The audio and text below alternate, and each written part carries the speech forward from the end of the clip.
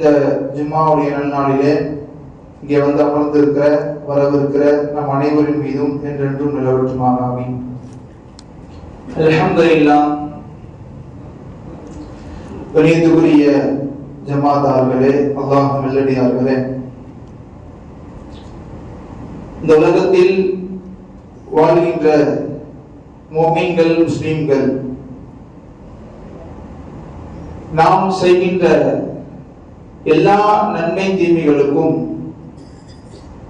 அதற்கான பிரதிபலனை நாம் அடைந்தே தீர்வோம். நபி ஸல்லல்லாஹு அலைஹி வஸல்லம் அவர்கள் ஒரு மனிதன் பிறந்து விட்டால் அவனுக்கென்று 2 மலக்குமார்கள் நியமிக்கப்படுகிறார்கள் என்று சொன்னார்கள். அவன் நன்மைகளை செய்கிற போது வலது பக்கத்தில் இருக்கிற மலக்கு அதனை குறித்து வைத்துக் கொள்வதற்கும், அவன் தீமைகளை செய்கிற போது அதனை குறித்து வைப்பதற்கு இடது பக்கத்தில் இருக்கிற மலக்கும் எப்போதும் அவனோடு இருப்பார்கள் என்று பெருமானார் ஸல்லல்லாஹு அலைஹி வஸல்லம் சொன்னார்கள். ஆகவேதான் ஒவ்வொரு மனிதருக்கும் அவருக்கென்று தனியாக ஒரு லெட்ஜர் இருக்கும் என்று சொன்னார்கள். அவருக்கான மொத்த குறிப்பும் அதனிடத்தில் இருக்கும். அவர் எங்கெல்லாம் சென்றார், யாரிடத்திலெல்லாம் பேசினார், என்னவெல்லாம் நினைத்தார், என்னவெல்லாம் நற்கர்மங்கள் செய்தார், என்னவெல்லாம் பாவங்கள் செய்தார். நாம் நினைக்கலாம் யாரும் நம்மை பார்க்கவில்லை, நம்மை தாண்டி இந்த காரியம் வேறு யாருக்கும் தெரியாது என்று நாம் நினைக்கலாம். ஒரு 4 சுவருக்குள்ளாக நாம் என்ன வேண்டுமானாலும் செய்து கொள்ளலாம். ஆனால் எப்போதும் நம்மோடு மலக்குமார்கள் இருப்பார்கள். நாம் செய்கிற எல்லா செயல்களையும் அவர்கள் குறித்துக் கொண்டே வைத்துக் கொண்டே இருப்பார்கள். இதனுடைய முடிவு எப்போது? நாளை மறுமையில நாம் செய்த எல்லா காரியங்களுக்கும் நாம் பதில் சொல்லாத வரை, நன்மையாகட்டும் தீமையாகட்டும், அத்தனைக்கும் பதில் சொல்லாமல் நாம் ஒரு இன்ச்சு கூட நகர முடியாது என்று ஹதீஸ்களை சொல்லப்படுகிறது. குர்ஆனில ஒரு வசனம் வரும், அன்றைய நாளில் நம்முடைய நாவு பேசாது, நம்முடைய கைகள் பேசும், நம்முடைய கரங்கள் பேசும். நாளை மறுமை நாளிலே அல்லாஹ்விடத்திலே முன் நின்று கேள்விகள் கேட்க ஆரம்பிக்கப்படுகிற போது வளமை போல அந்த நாவு பொய் சொல்ல ஆரம்பிக்கும். அப்போது அல்லாஹ் அந்த நாவிற்கு பூட்டை போட்டு வைத்து நம்முடைய கரங்களை பேசச் செய்வான், நம்முடைய கால்களை பேசச் செய்வான், நம்முடைய உடல்களை பேசச் செய்வான். இவைகள் எல்லாம் நாம் செய்த நன்மைகளுக்கும் தீமைகளுக்கும் சான்றாக இருந்து அல்லாஹ்விடத்தில் அத்தனைக்கும் சாட்சி சொல்லும். அல்-ரஹ்மான் என்கிற அத்தியாயத்துல தொடர்ந்து ஒரு வசனம் மீண்டும் மீண்டும் வந்து கொண்டே இருக்கும்.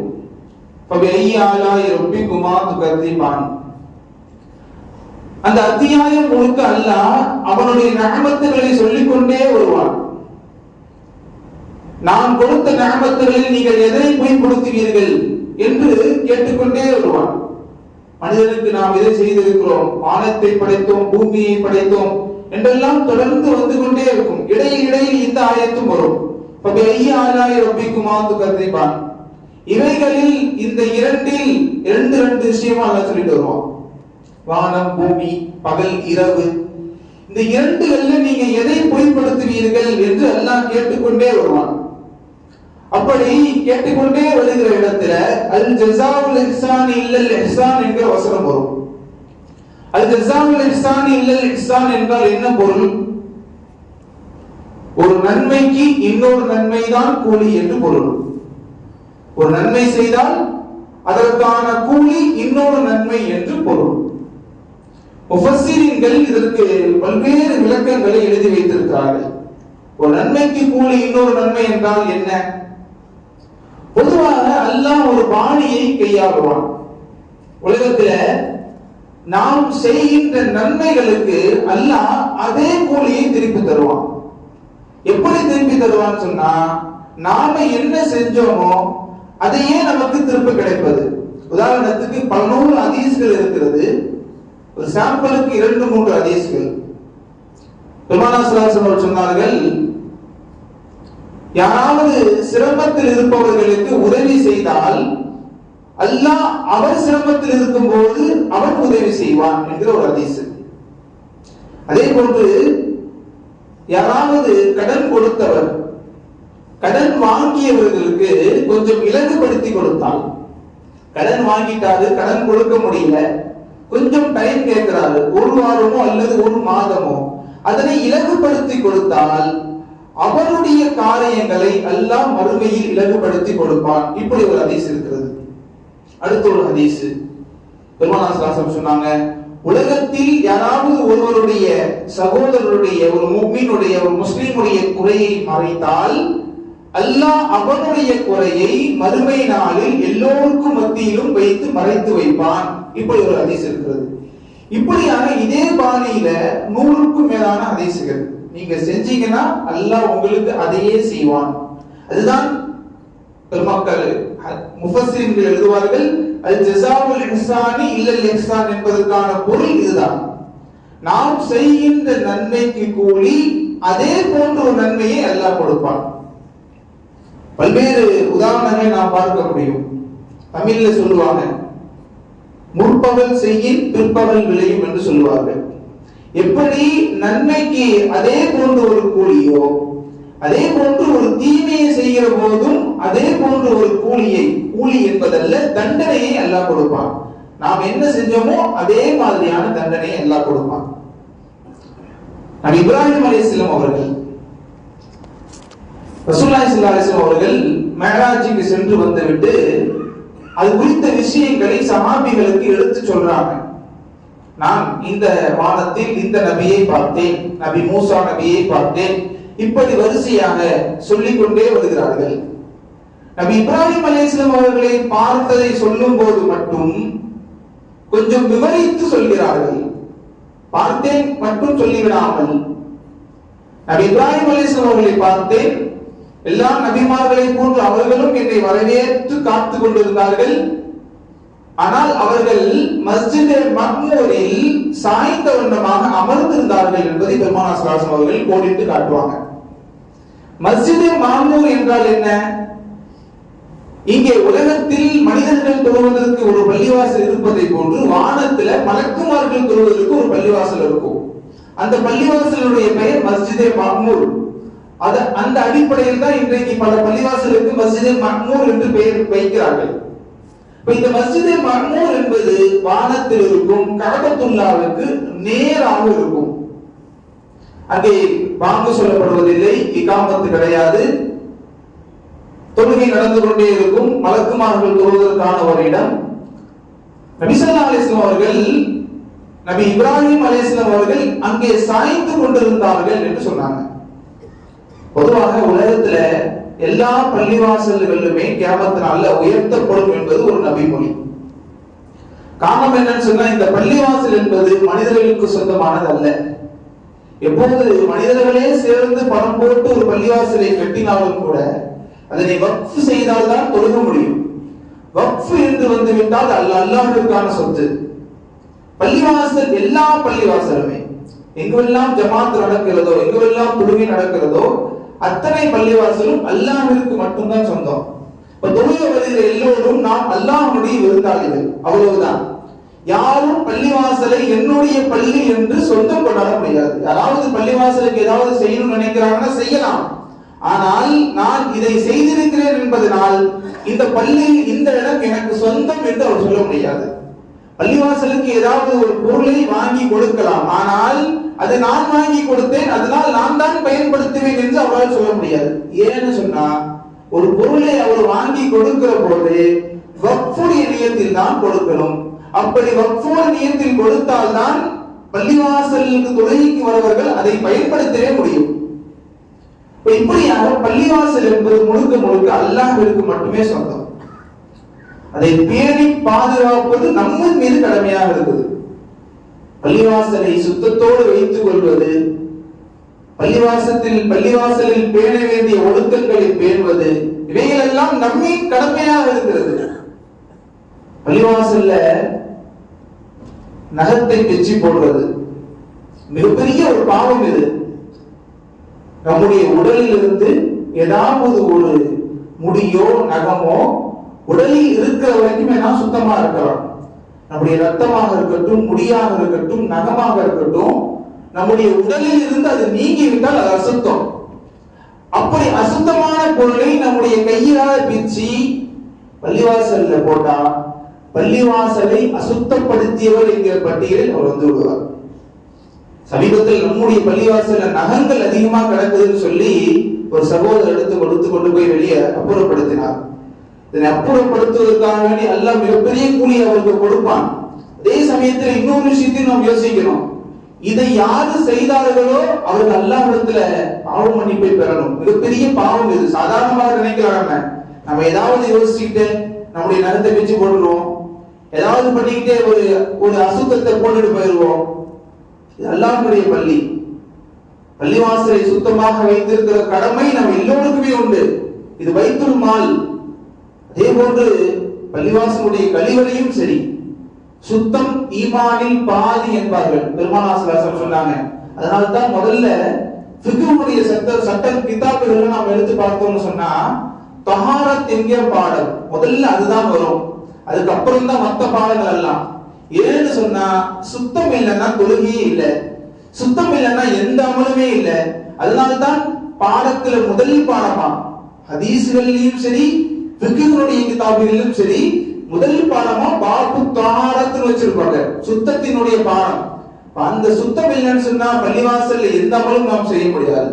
இப்ப கழிவறையை நாம் சுத்தமா வைக்கணும். நம்முடைய வீடுகளில் எப்படி நாம் பாதுகாப்போம், எப்படி நாம் தண்ணீர் ஊற்றி சுத்தமாக கழுவோம், அப்படி கழுவணும், அப்படி தண்ணீர் ஊற்றணும்.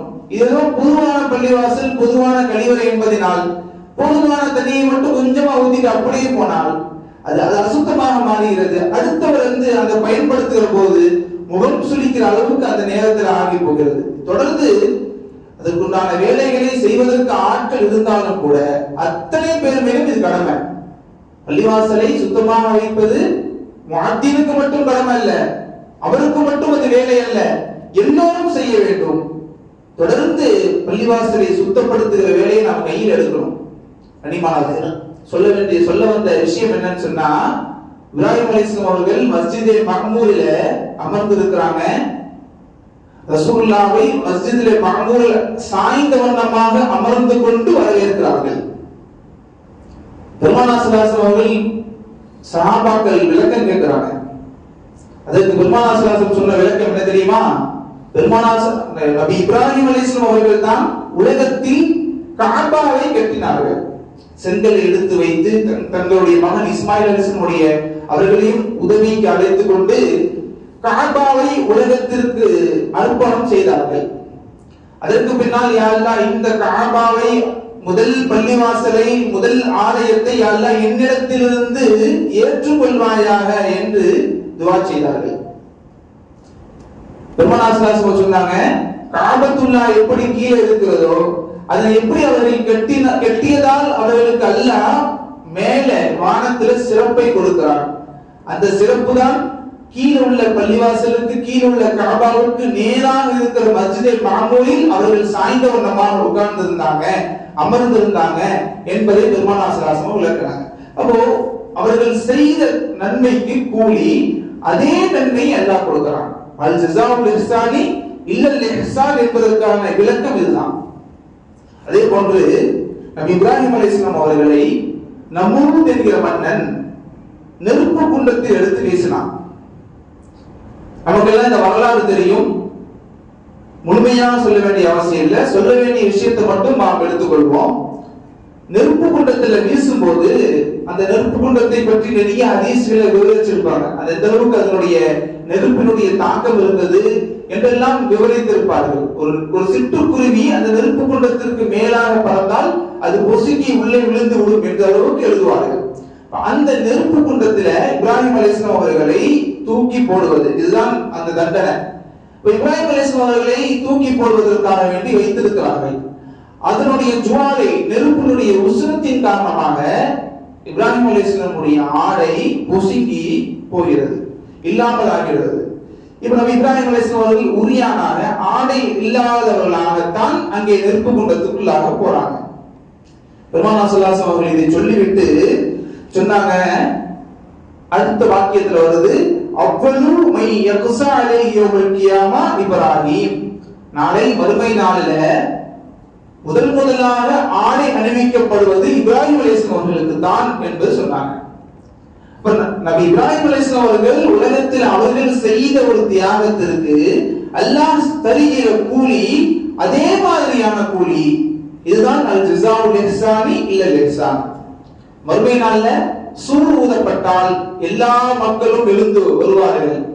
யாருக்கும் ஆடையும் இருக்காது, மேனியில் ஆடை இருக்காது, கால்களில் செருப்பு இருக்காது, அப்படியே எல்லோரும் எழுந்து வருவார்கள். ஆயிஷா ரலியல்லாஹு அன்ஹா கேட்பாங்க, யா ரசூலுல்லாஹ், ஆணும் பெண்ணும் ஒரே இடத்திலேயே இருப்பார்கள், ஆடை இல்லாமல் ஆணும் பெண்ணும் ஒரே இடத்தில் ஒரே மைதானத்தில் ஓடி வருவார்கள் என்று கேட்டார்கள்.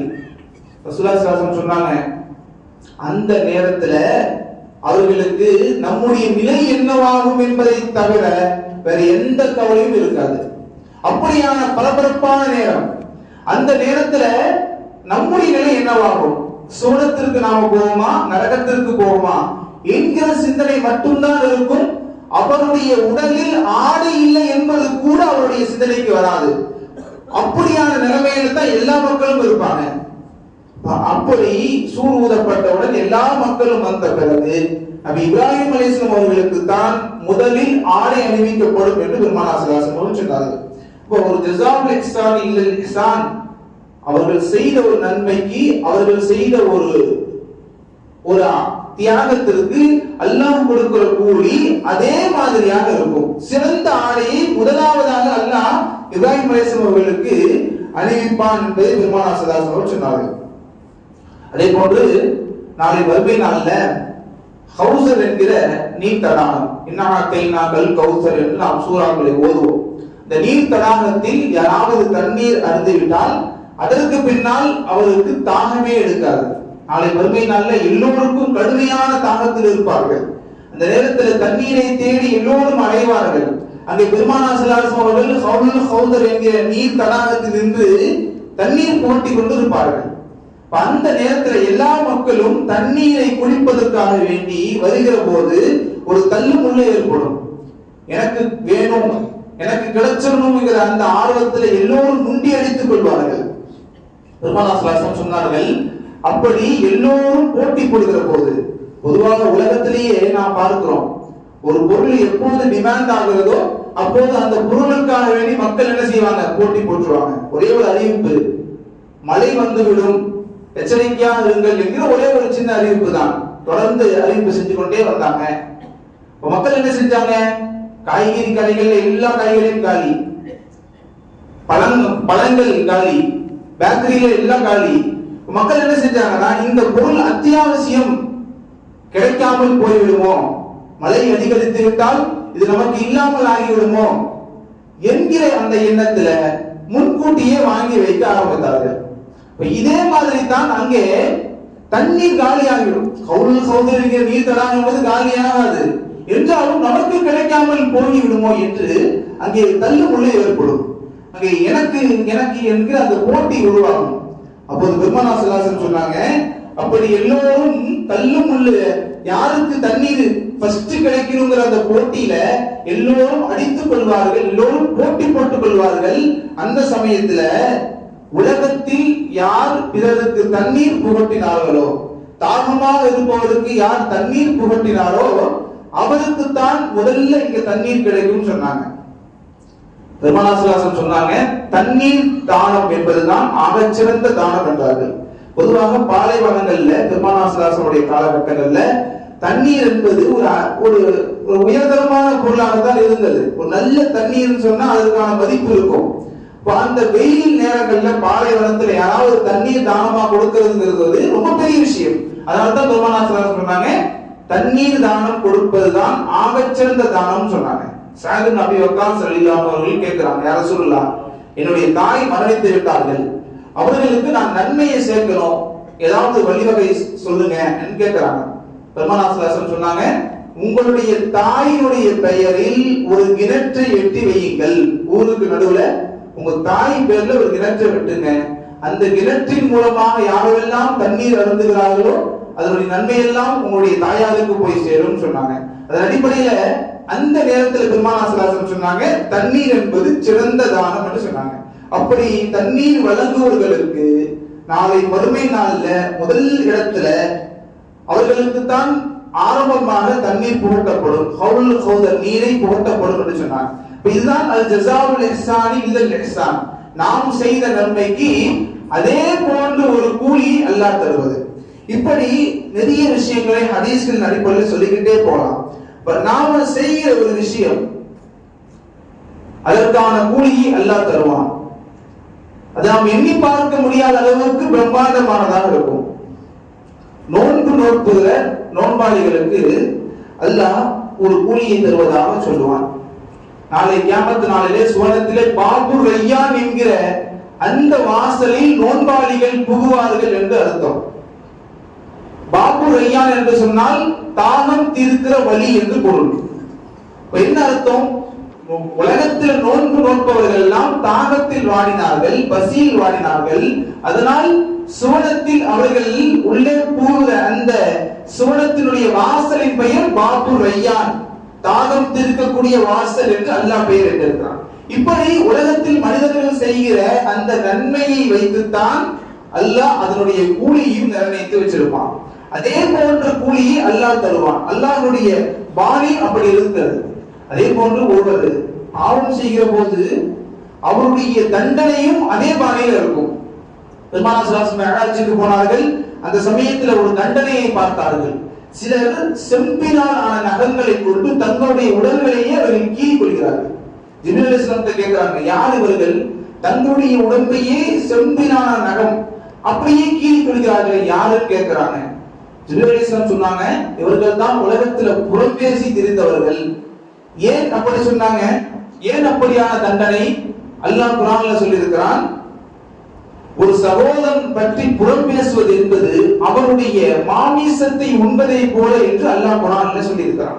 அப்போ அவருடைய உடல்களையே அவர்கள் கீறி கொள்வது என்பது அது தொடர்பான தண்டனையை அல்லாஹ் கொடுக்கிறான் என்பது பொருள். அதே போன்று இன்னொரு விஷயத்தையும் அங்கே மிஅராஜிலே அவர்கள் பார்த்தார்கள். நாளை கியாமத் நாளிலே பெருமானார் ஸல்லல்லாஹு அலைஹி வஸல்லம் சொன்னாங்க, நாளை கியாமத் நாளிலே சிலர் உடலில் சதையே இல்லாமல் எழுந்து வருவார்கள்.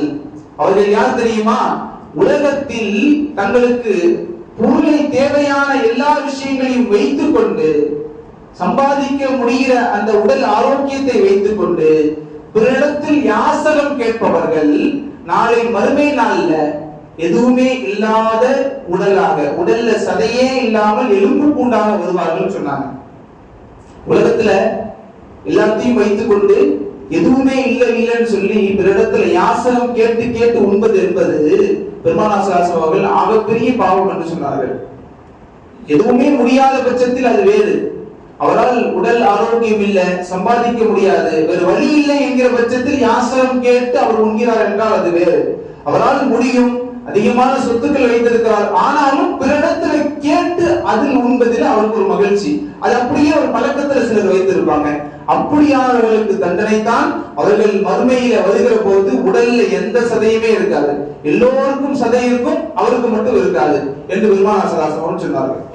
கண்ணியமானவர்களே, பத்ருடைய போர், அந்த போர்ல அப்பாஸ் ரலியல்லாஹு அன்ஹு அவர்கள் அப்போ இஸ்லாத்துக்கு வரல. பெருமானார் ஸல்லல்லாஹு அலைஹி வஸல்லம் சிறிய தந்தை அவர்கள் கைதியாக பிடிக்கப்பட்டு வராங்க. பொதுவாக கைதிகளை நல்ல முறையில் பெருமானார் ஸல்லல்லாஹு அலைஹி வஸல்லம் நடத்த சொல்லுவாங்க. அப்பாஸ் ரலியல்லாஹு அன்ஹுடைய சட்டைகள் கிழிந்து இருக்கிறது. எல்லோருக்கும் சட்டை மாற்றப்படுவதை போன்று அப்பாஸ் ரலியல்லாஹு அன்ஹு அவர்களுக்கும் சட்டை மாற்றப்படுகிறது.